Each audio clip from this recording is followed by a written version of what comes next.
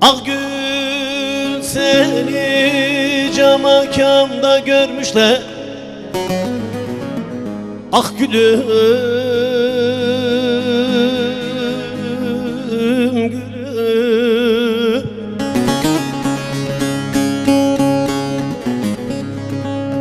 siyah zülfün sırmayla örmüşler. Ak gülüm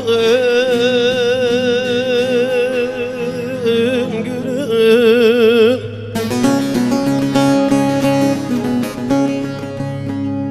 rüyamda seni bana vermişler. Ah gülüm gülüm, beni böyle yakar, kor gider misin?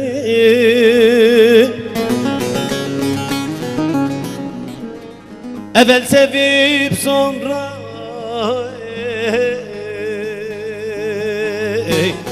terk eder misin? Yar eyle eylem, ah dur bende.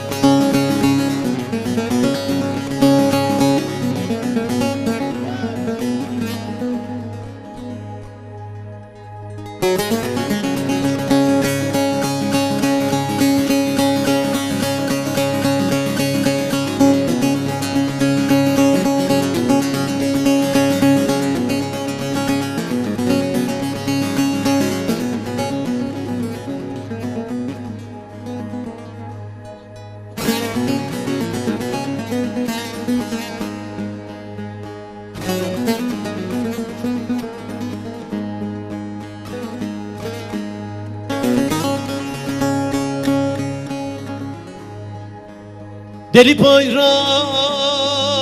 gibi deli esmedim. Ah gülüm gülüm, kaderime küstüm, sana küsmedim. Ben o dosttan ümidimi kesmedim. Ah gülüm gülüm,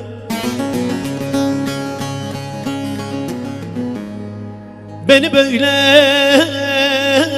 yakar, kor gider misin?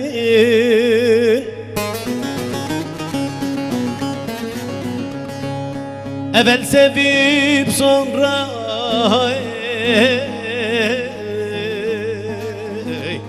terk eder misin?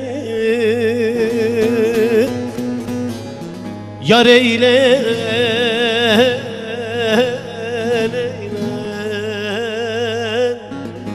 ah dur ben